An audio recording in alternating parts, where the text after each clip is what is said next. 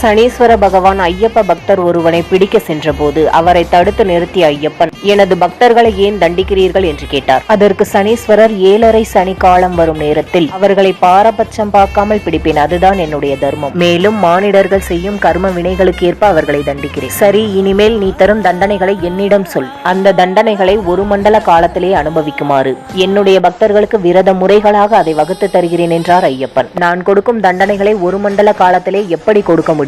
கவலைப்படாதீர்கள், என்னுடைய பக்தர்கள் ஒருவேளை உணவை உண்டு திருப்தி அடைவார்கள். பெரும் தரையிலேயே படுத்து உறங்குவார்கள். கடுமையாக பிரம்மச்சரிய விரதத்தை கடைபிடித்து காடு மேடு கடந்து என்னை வந்து தரிசிப்பார்கள். காலையிலும் மாலையிலும் குளிர்ந்த நீரில் என்னுடைய பக்தர்கள் நீராடி, அதோடு உனக்கு பிடித்த கருப்பு நிற ஆடையை என் பக்தர்களை உடுத்தச் செய்து, காலணி அணியாமல், முடி திருத்திக் கொள்ளாமல், சுக துக்கங்களில் கலந்து கொள்ளாமல் அனைவராலும் சாமி என்று அழைக்க செய்வேன். அவர்கள் மீது நீ உன் கொடூர பார்வையை செலுத்தாமல் மனம் கனிந்து கருணை மலை பொழிந்து அருளாசி வழங்கி வர வேண்டும் என்றார் ஐயப்பன்.